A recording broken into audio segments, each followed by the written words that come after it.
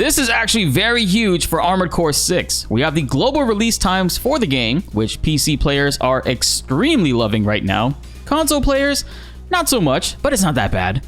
And the Armored Core reviews are in, and it's looking like no surprise, but we have another banger from Software.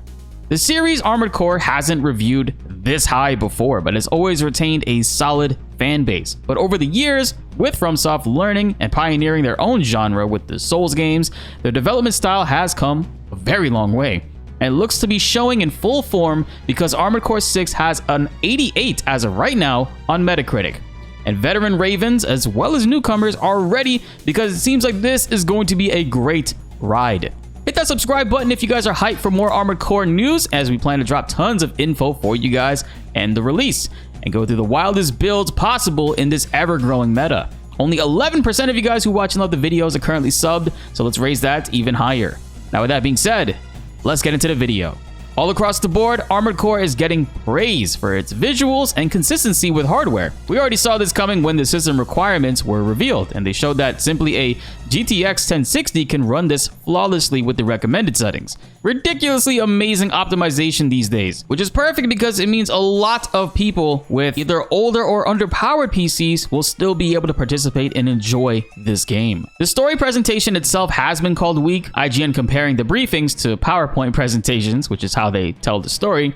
They and many others applaud FromSoft with the unique variety of missions, saying they never had to do the same thing twice, with the 15-hour campaign feeling very fresh and new with each task. They're also very lenient with checkpoints and deaths. The whole theme of Armored Core is customization. Everyone's mechs and builds will be very different, and you won't go through the entire game using one build. You'll have to change and swap to different things on the fly.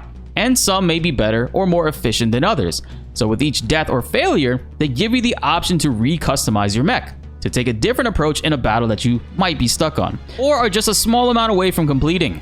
Unfortunately, you don't have access to the shop when you die, so you have to make do with what you have unlocked currently. You have to completely back out of the mission to access this, and restart the missions from the beginning, which I do think is fair and offers a pretty significant challenge. Gene Park himself in a tweet said that straight up some bosses required him the entire day to figure out and get through. And also shout out to Gene Park for this tweet. He got to play it and brought up an extremely great point that really excites me even more for our Armored Core stream tomorrow.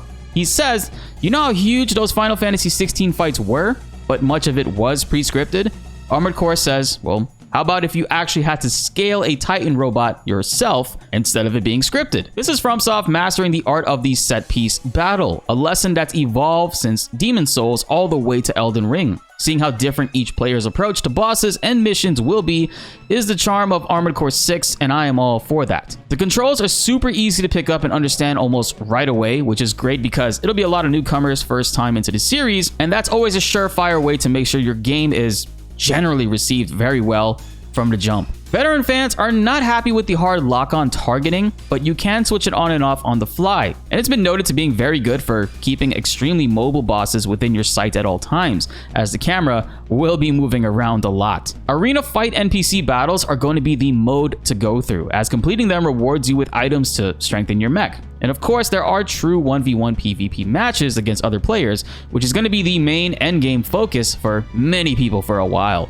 Between the vast customization options and high-speed combat, this game might be in my personal multiplayer rotation for quite some time. And you guys could see me in PvP with that bright neon pink mech blasting.